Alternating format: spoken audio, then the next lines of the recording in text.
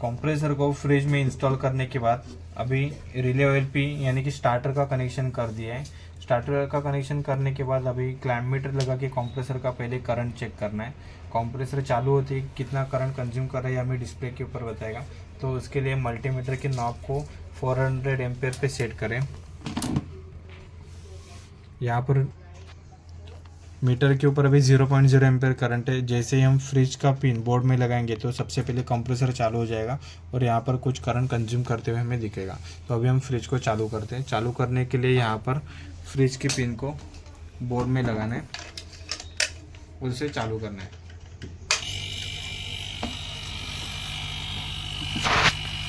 अब यहाँ पर देख रहे हो कि अभी ये फिलहाल 0.04 एम्पेयर करंट कंज्यूम कर रहा है। फ्रिज के बॉडी पे इसे टेस्टर लगा के चेक करना है कि कहीं पे ग्राउंड तो नहीं बता रहा है। फिर ये जो इसकी डिस्चार्ज लाइन है, डिस्चार्ज लाइन को फ्लश करते रहना है। कंप्रेसर फ्लशिंग करने के बाद अभी बारी आती है ये जो ट्यूब होते हैं इस ट्यूब की सेटलमेंट करना। पहले से इस तरह से सेटिंग करके रखेंगे कि ये पाइप लगभग 1 इंच इस मेन कंप्रेसर के पाइप के अंदर हो।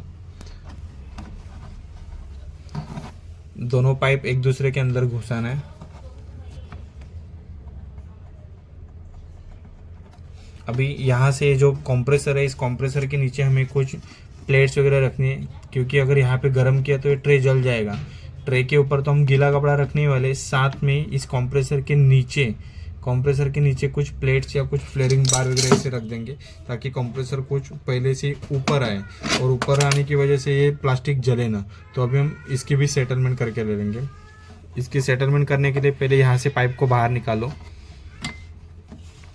कंप्रेसर को आपको जितना चाहिए उतना ऊपर लो। इसके लिए मैंने इसके नीचे ऐसे फ्लेयरिंग बार फंसा है। अभी आपका मेन जो पाइप है कंडेंसर का, इस कंडेंसर के पाइप को कंप्रेसर के डिस्चार्ज लाइन में ऐसे लगाओ।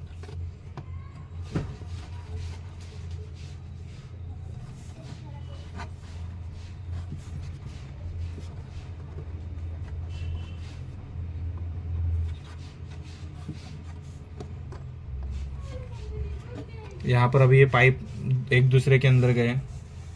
इसी ट्रे के ऊपर यहाँ पर ऐसे गीला कपड़ा छोड़ दो ताकि ये ट्रे जले ना। अभी नोजल लेके यहाँ पर ब्रेजिंग करो। ब्रेजिंग करते समय कंडेंसर का जो आउटलेट है इस आउटलेट को खोल दो।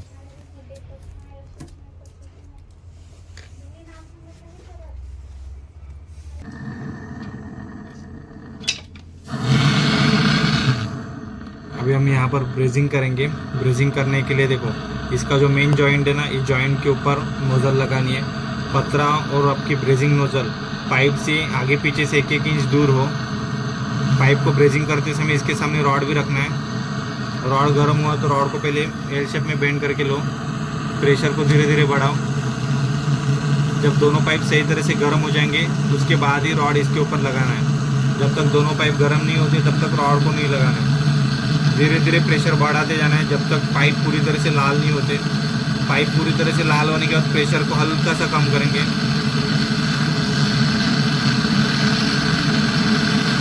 पाइप दोनों भी गर्म हो चुके हैं। अभी प्रेशर को मैं हल्का सा कम कर रहा हूँ और रॉड को इजीली एकदम धीमे हाथों से इसके चारों तरफ से ऐसे घुमा रहा हूँ।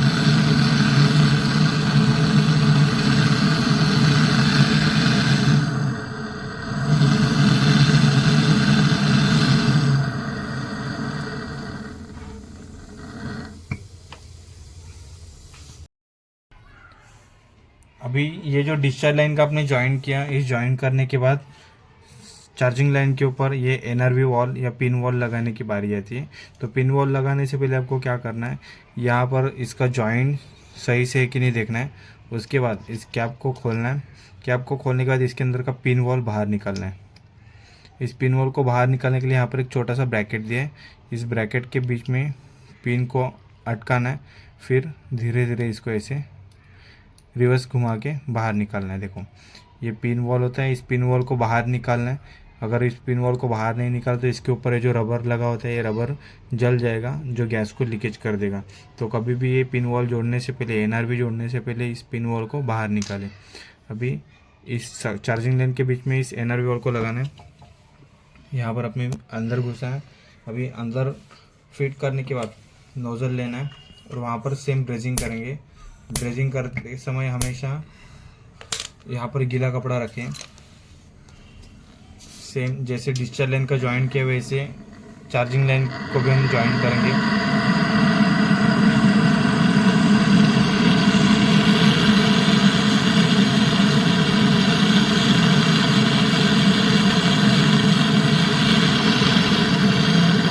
दोनों भी पाइप सही तरह से गर्म होने पर अभी हल्का सा इसके ऊपर रॉड छोड़ेंगे।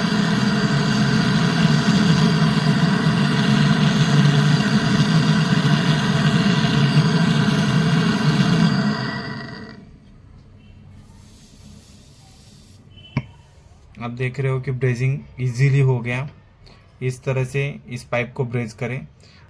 ये जो 2 लाइन का फिल्टर है, ड्यूअल लाइन फिल्टर, यहाँ पर जो होल यानी कि रिमार्क करके दिया है उतना ही पाइप इसके अंदर डालना है। यहाँ से थोड़ा सा इसका आगे वाला भाग चपटा रहेगा। इसके बीच में जो सबसे नीचे वाला जो भाग है ना, इसके बीच में हम लोग ये कैपिलर लगाएंगे। सेल्फ वैक्यूम के लिए कैपिलर ट्यूब लगाएंगे। जो ऊपर वाला ट्यूब है उसके बीच में एक कंडेंसर का आउटलेट ट्यूब फिट किया।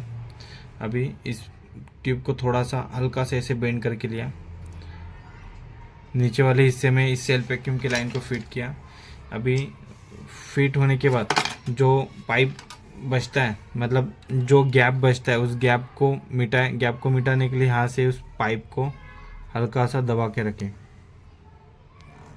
पिंच करें, ताकि ब्रेजिंग करते समय आपको कुछ भी दिक्कत या परेशानी नहीं होनी चाहिए।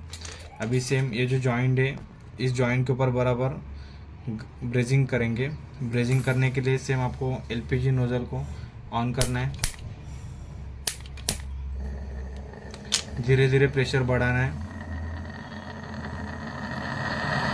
दोनों भी पाइप गर्म होते समय इसके सामने रॉड रखना है। रॉड हल्का सा गर्म होते हुए आपको दिखेगा, तुरंत उसको बेंड करके लेना है। बेंड इसलिए करते ताकि पीछे का हिस्सा मुझे कुछ दिखाई नहीं दे रहा है, तो बेंड के थ्रू हम पहले पीछे का हिस्सा ज्वाइन करेंगे।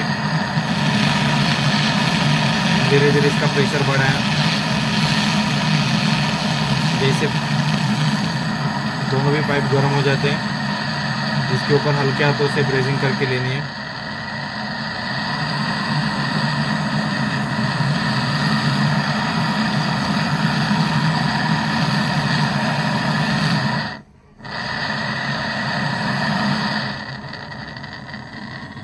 इस तरह से इसके ऊपर भी हमने ब्रेजिंग करके चारों तरफ से ब्रेजिंग हुआ है कि नहीं देखने के लिए हम शीशे का प्रयोग किया। चारों तरफ से इस शीशे को घुमा के देखा, सभी भाग पे ब्रेजिंग परफेक्ट हो चुका है। अभी इस फिल्टर को गीले कपड़े से ठंडा करेंगे और इसके आउटलेट पे ये जो कैपिलरी ट्यूब है, इस कैपिलरी ट्यूब को अभी हम जोड़ेंगे। एनआरवी, फिल्टर, डिस्चार्ज लाइन, सभी लाइंस जोड़ने के बाद कंप्रेसर के नीचे जो आपने ब्लॉक रखा था उस ब्लॉक को धीरे से निकालना है। निकालते समय जॉइंट के ऊपर, डिस्चार्ज लाइन का जो मेन जॉइंट था, जॉइंट के ऊपर हाथ पकड़ के रखना है। अभी इस कंप्रेसर को धीरे धीरे अपनी जगह पे रखेंगे। कंप्रेसर जगह पे फिट हो चुका है। अभी ये जो इसका वाटर कंडेंसर जो है, जहाँ पे हमने लूप्स मारा था, इस बेंडिंग वाले जगह पे हाथ पकड़ के रखना है और पाइप को धीरे धीरे नीचे लेना है।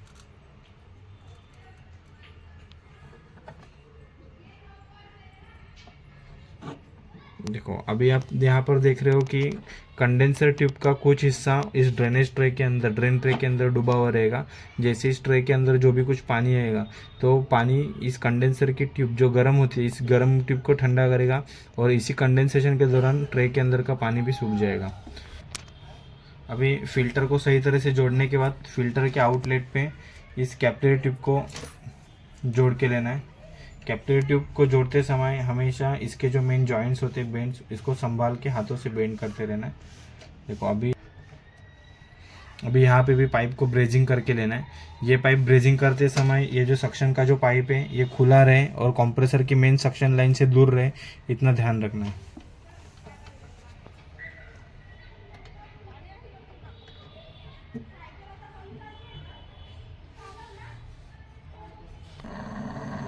अभी ब्रेजिंग करने के लिए सेम नोजल को जलाएं, रॉड को उसके सामने रख के बेंड किए, दोनों पाइप गर्म होने का इंतज़ार किया। जब दोनों पाइप लाल हो जाएंगे अच्छी मात्रा में, तभी इसके ऊपर रॉड छोड़ना है।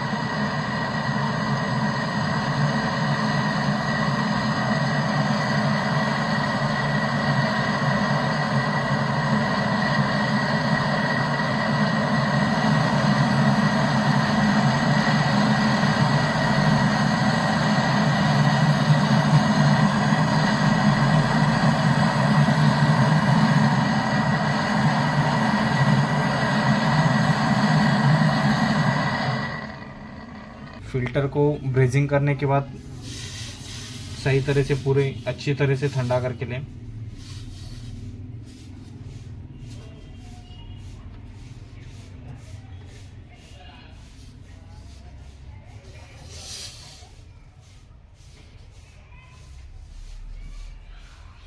अभी कैपिलरी ट्यूब जुड़ने के बाद बारी आती है सक्शन लाइन जोड़ने की। देखो ये जो कैपिलरी ट्यूब है, ये कैपिलरी ट्यूब डायरेक्ट फिल्टर में ना जोड़ने का एक वजह है, कभी कभी कैपिलरी ट्यूब के अंदर गैस ज़्यादा मात्रा में स्टोरेज होने के कारण या इकट्ठा होने के कारण कैपिलरी ट्यूब का होल ऑलरेडी छोटा होता है, तो वहाँ पर गैस चोकअप होने की वजह ज़्यादा होती है। तो उस चोकअप से बचने के लिए हमने फिल्टर के आउटलेट पे 3 इंच का कॉपर पाइप का टुकड़ा लगाया और फिर कैपिलरी टिप को इस पाइप के अंदर 1 इंच अंदर डाली, ताकि जो भी गैस आएगा इस फिल्टर और कॉपर टिप के अंदर रहेगा और चोकअप से सिस्टम बचेगा। तो इसलिए कैपिलरी ट्यूब को जोड़ने से पहले इन दोनों के बीच में कॉपर पाइप का टुकड़ा लगाएं। लास्ट में ये जो सक्शन का जो जॉइंट होता है ना ट्यूब का, उस सक्शन के ट्यूब को ज्वाइन करेंगे और सक्शन का ट्यूब जोड़ते समय इस कंप्रेसर के अंदर ये पाइप आसानी से थोड़ा सा अंदर इंसर्ट करके रखेंगे। और ये पाइप जोड़ते समय जो आपका एनआरवी है, इस एनआरवी का वॉल यानी कि मुंह ओपन रहेगा खुला रहेगा, इतना ध्यान में रखना है, क्योंकि यहाँ पे ब्रेजिंग करते समय कंप्रेसर के अंदर जो भी गैस बनेगी ये गैस यहाँ से बाहर निकलना ज़रूरी है। तो अभी हम ये जो सक्शन का पाइप है इसको भी सेम ब्रेजिंग करके लेंगे। ब्रेजिंग करते समय अगर इसके आसपास कोई वायर के टुकड़े, तो उस वायर को या कोई भी पार्ट्स को थोड़ा सा दूर रखें, नहीं तो वायर या पार्ट्स जल सकते हैं।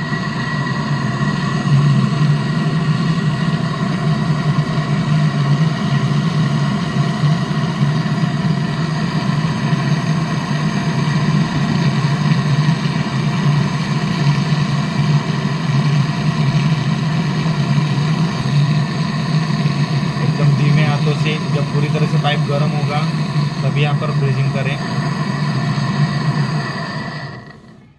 धीरे धीरे प्रेशर कम करके नोजल को बंद करें। इस तरह से हमने अभी सभी पाइप को आपस में जोड़ा है। फिर अभी इसके अंदर हम लोग पिन वॉल लगाएंगे। पिन वॉल लिए, पिन वॉल के ऊपर कुछ कचड़ा ना हो ये ध्यान देना है। धीरे धीरे इस पाइप को अपनी ओर थोड़ा सा मोड़ना है।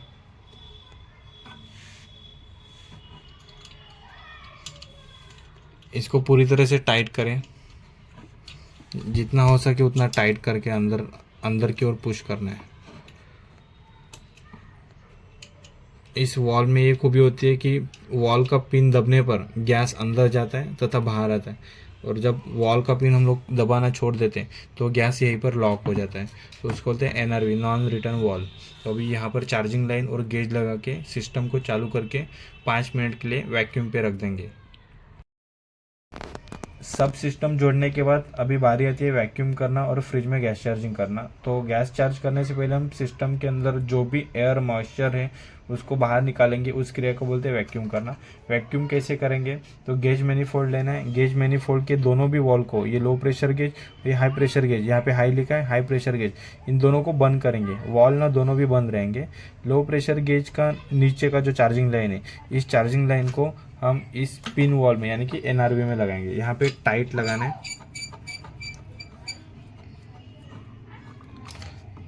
पूरी तरह से टाइट लगाना है, नहीं तो गैस चार्जिंग करते समय यहाँ से गैस निकलते जाएगा, फिर आपको अंदाज नहीं आएगा कि सिस्टम में कितना गैस चढ़ चुका है। इस तरह से चार्जिंग लाइन को टाइट किए और ये जो मेन चार्जिंग पोर्ट है वहाँ से एक चार्जिंग लाइन कनेक्ट किए इस गैस सिलेंडर में। अभी फ़िलहाल इसका भी वॉल बंद है, ये भी वॉल बंद है। अभी इस सिचुएशन में हम फ्रिज को मिनिमम 5 मिनट के लिए चालू रखेंगे। चालू होते समय आप देखेंगे कि इसके अंदर जो स्केल है ये -30 जाएगा, यहाँ से पूरा मॉइस्चर बाहर निकलेगा। और चालू होते समय यहाँ पर हम लोग उसका वैक्यूम में करंट भी चेक करेंगे। तो अभी देखो पावर ऑन करते ही यहाँ से पूरा मॉइस्चर अभी धीरे धीरे बाहर निकल रहा है। और ये जो गेज है, गेज की डायल स्केल 0 से लेकर डायरेक्ट -30 की ओर आ रही है।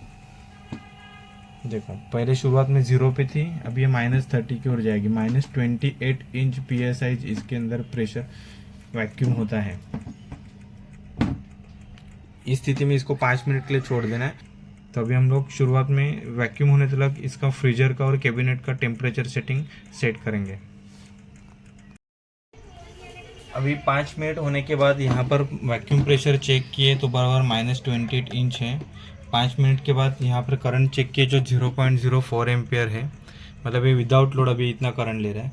अभी यहाँ से जो सेल्फ वैक्यूम की जो लाइन है, जो होल है, इस होल को हम हल्का सा गर्म करके पूरा ब्लॉक करेंगे और इसके ऊपर ब्रेजिंग करेंगे।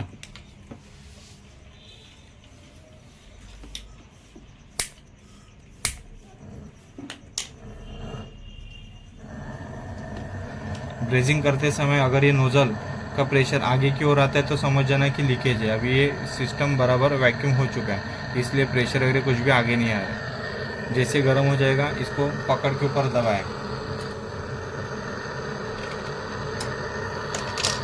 जहाँ से दबाए थे उसके मुंह पे बराबर अभी ब्रेजिंग करके लेना है। प्रेशर कम रखना है, इसके ऊपर बराबर रॉड को भी पकड़े रहना है।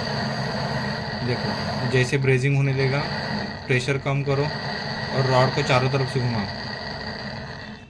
अभी हमने इस होल को पूरी तरह से सील्ड किया, मतलब वेल्डिंग करके उस होल को पूरी तरह से लॉक कर दिया। अभी वो होल बंद हो गया। अभी उस स्थिति में अभी आपको क्या करना है कि ये जो गैस सिलेंडर है, इस गैस सिलेंडर को इस बकेट के अंदर डुबा के रखना है।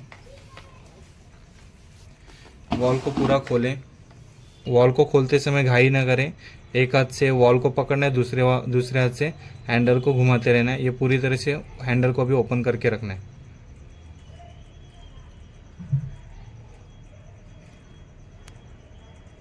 अभी हैंडल को पूरा ओपन किया। अभी ये जो हाई प्रेशर गेज की जो नीडल है यहाँ से हम ओपन करेंगे, जिससे क्या होगा, वॉल को खोलने के बाद ये जो पीले कलर की जो चार्जिंग लाइन है इसमें भी कुछ गैस है। ये गैस अंदर जाने से पहले इस लाइन के अंदर जो हवा थी, ये हवा ये इस लाइन से यहाँ से बाहर निकल जाएगी कभी जब हम इस वॉल को यहाँ से ओपन करेंगे। तो अभी पहले इस वॉल को ओपन करना है। अभी वैक्यूम होने के बाद लगभग हम लोग 2 मिनट और रुक गए कि लीकेज रहेगा तो ये जो स्केल ऊपर भी आएगी, लेकिन अभी उसी जगह पर रुकिए, मतलब वैक्यूम प्रॉपर है, लीकेज भी नहीं है। अभी यहाँ से गैस को पर्ज करना है, तो वॉल को खोलना है। या जैसे यहाँ से गैस या हवा निकलना स्टार्ट हो जाएगा, हल्का सा आवाज आएगा तो वॉल को वापस लॉक करेंगे। ये देखो आवाज़ आ रहा है, यहाँ से प्रेशर बाहर निकल रहा है। प्रेशर पूरा बाहर निकला। अभी वॉल को टाइट करना है। जैसे इस वॉल को टाइट करेंगे तो इस वॉल को भी धीरे धीरे खोलना है।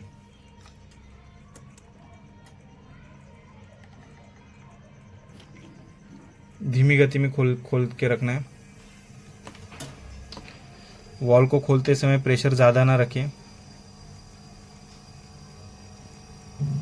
गैस चार्जिंग करते करते मल्टीमीटर पे करंट भी चेक करते रहना है।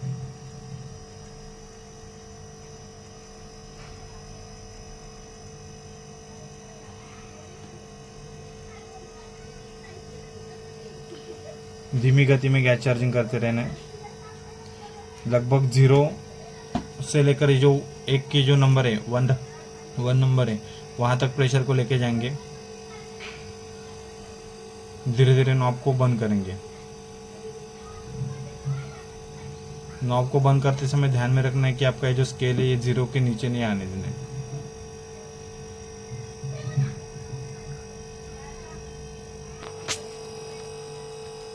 देखो शुरुआत में जब हम लोग गैस चार्जिंग कर रहे थे ना, तो उस वक्त प्रेशर इसमें कम था, लगभग 2 पाउंड के बराबर था। अभी ये 8 PSIG के बराबर प्रेशर हो गया है। 8 पाउंड के प्रेशर बराबर अभी प्रेशर है। अब इसमें और थोड़ा सा गैस चार्जिंग करना है। लेकिन ये गैस चार्ज करते करते ना, यहाँ पर गैस चार्ज करते करते आपको इसमें करंट भी चेक करना है। अभी इसमें कितना गैस है देखो, उसके बाद हम लोग वापस थोड़ा सा गैस इसमें और छोड़ देंगे। लेकिन फिलहाल यहाँ पे मल्टीमीटर में भी करंट चेक करना है। तो मल्टीमीटर पे करंट चेक करते समय ध्यान रखना है कि शुरुआत में इसमें करंट था 0.4, अभी है 0.5, ये मैक्सिमम 0.7 तक ही जाना चाहिए। और उसी स्थिति में फ्रिज के सभी भागों के ऊपर compressor, discharge line, condenser, fridge की दीवार और फिल्टर सभी के ऊपर हाथ लगा के स्पर्श करके देखना है कि सभी भाग आपको हल्का सा गर्म लगना चाहिए। अभी गैस चार्ज करते करते हमें जैसे बोला कि फ्रिज के सभी भागों के ऊपर हाथ लगा के देखना है। फ्रिज की दीवार पीछे से और चारों तरफ से गर्म लगनी चाहिए, ऊपर से जितनी गर्म है उतनी नीचे से भी गर्म लगनी चाहिए। कंप्रेसर, ये जो फिल्टर है, फिल्टर भी हल्का सा गर्म रहेगा। करंट देखिए, करंट भी बराबर है 0.5 एम्पियर। अभी आपने यहाँ पर देखा कि प्रेशर मैंने और थोड़ा बढ़ाया, अभी ये लगभग 10 psi के बराबर प्रेशर इसमें होल्ड किया है। तो जब तक टेम्परेचर नहीं आता है तब तक इसके अंदर थोड़ा सा और गैस हम लोग चार्ज करते रहेंगे। लेकिन अभी मैं फ़िलहाल गैस चार्जिंग करना बंद किया हूँ। कुछ समय बाद हम लोग वापस प्रेशर और टेम्परेचर दोनों की मात्राएं चेक करके वापस अगर आवश्यकता अनुसार इसमें थोड़ा सा गैस चार्ज करेंगे, अगर ज़रूरत पड़ी तो। नहीं तो अगर टेम्परेचर जल्दी आए तो फिर गैस चार्जिंग करना बंद करेंगे। मतलब गैस चार्जिंग करना बंद कैसे करनी है, तो फिर से हम यहाँ से चार्जिंग लाइन को निकालना है। अभी सब जॉइंट्स के ऊपर हमने हाथ लगाकर छू के देखा कि सभी जॉइंट्स बराबर है।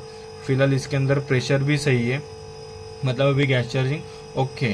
तो अभी बारी आती है कि इसकी सक्शन लाइन, मतलब जो चार्जिंग लाइन आपने जो लगाए उस चार्जिंग लाइन को निकालने की।